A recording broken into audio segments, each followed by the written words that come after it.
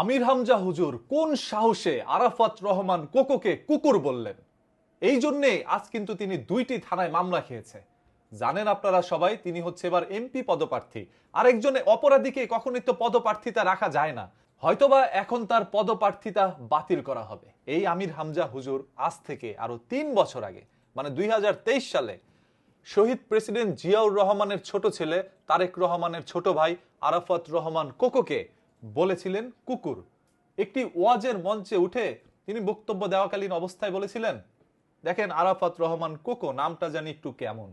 এখন একজন বৃদ্ধ মহিলা যদি কোকো বলতে গিয়ে কয় রসুকার কুকুর বলে ফেলে, তাহলে কেমন হবে? এইভাবেই তিনি কিন্তু মন্তব্য করেছিলেন এবং এইটা নিয়ে ওই সময় বিতর্ক সৃষ্টি না হলেও এখন 2026 সালে সেটা নিয়ে বিতর্ক সৃষ্টি হচ্ছে। এখন আমির হামজা হুজুর একটি এমপি পদপ্রার্থী, তার প্রার্থিতাও বাতিল করা হবে শুধুমাত্র এই কারণেই। একজন মানুষের নাম নিয়ে ব্যঙ্গ করা এটা কিন্তু একটি গুনাহের কাজ এবং এটি একটি অপরাধ বটে। আমির হামজা হুজুরের মতো একজন মানুষ 2023 সালে তিনি তো আর মস্তিষ্কবিহীন ছিলেন না।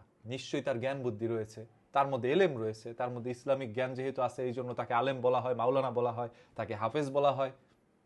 এরকম একজন হুজুর ওয়াজের মঞ্চে গিয়ে যখন একজনের নাম ব্যঙ্গ করে কথা বলবে, তখন তার কাছ থেকে ইন্সপায়ার হয়ে কিন্তু অসংখ্য মানুষ এইভাবে আরেকজনের নাম ব্যঙ্গ করা শুরু করবে। তার তো জানার দরকার ছিল যে তিনি কে, আরাফাত রহমান আসলে কে। তিনি এই দেশের প্রেসিডেন্টের সন্তান বা শহীদ জিয়াউর রহমানের সন্তান, বেগম খালেদা জিয়ার সন্তান, তারেক রহমানের ভাই। তাকে নিয়ে জনসম্মুখে এই ধরনের মন্তব্য করা কখনোই বোধগম্য নয়।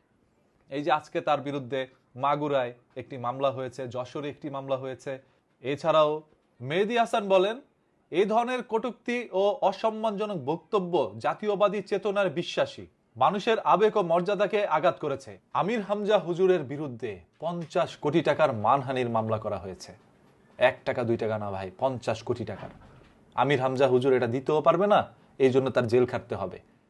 আর যেহেতু তার বিরুদ্ধে মামলা হয়ে গিয়েছে, সেহেতু তার নির্বাচনের পদপ্রার্থিতা বাতিল করা হতে পারে, আর এমপি হইতে পারবে না।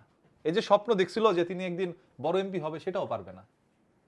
আপনারা জানেন 5ই আগস্টের পর থেকে আমির হামজা হুজুর যতগুলো মাহফিলের মধ্যে ওয়াজ করেছে, একের পর এক বাজে মন্তব্য করা শুরু করেছিল। একটা সময় নায়িকাদেরকে নিয়ে কথা বলতো, নায়িকারা কোন নায়িকা দেখতে সবচেয়ে সুন্দর এইগুলো নিয়ে কথা বলতো, সিনেমা নিয়ে, নাটক নিয়ে কথা বলতো, গান নিয়ে কথা বলতো। তবে এই হুজুর তো এমন ছিল না। তাকে জেলের মধ্যে এমন কাজ করা হয়েছে তার সাথে যে তার মস্তিষ্ক বিকৃত হইতে থাকে। তিনি আগের মতো সচল স্বাভাবিকভাবে কথা বলতে পারতেন না। সে আমির হামজা হুজুর একটি দুষ্টমির ছলে হোক, যেভাবেই হোক, ইচ্ছাকৃতভাবে হোক অনিচ্ছাকৃতভাবে হোক, একজনের নামকে নিয়ে ব্যঙ্গ করেছে। সেই জন্য 3 বছর পরে এসে তার বিরুদ্ধে মামলা করা হয় এবং সেটা 50 কোটি টাকার মামলা। হয়তোবা তারেক রহমান এই বিষয়টি জানেন কিনা জানি না, সে জানলে হয়তোবা কোনোভাবে ছাড় দিতেও পারে। তা আপনাদের সবাইকে বলবো, কারণ নাম নিয়ে এইভাবে ব্যঙ্গ করেন না। আমির হামজা হুজুর তো আর যেন তেন মানুষ না, সাধারণ মানুষ না, তিনি তো একটা বড় আলেম মাওলানা। তাকে দিয়ে মানুষ টাকা দিয়ে ভাড়া করে নিয়ে ওয়াজ মাহফিল করায়। নিশ্চয়ই তাকে মানুষ চেনে, মানুষ ভালোবাসে, তার মুখের একটি কথার দাম আছে, এই জন্যই মানুষ তাকে ভাড়া করে নিয়ে যায়। আর সেই রকম একজন মানুষ যখন একজন মানুষকে নিয়ে বাজে মন্তব্য করে বা যে কোনো মন্তব্যই করে, সেটা মানুষ কিন্তু আমলে নেয়। সো এই বিষয়টা আমলে নিছে, মানুষ মজা করছে একজন মানুষকে নিয়ে এরকম বাজে ব্যঙ্গ করে কথা বলা।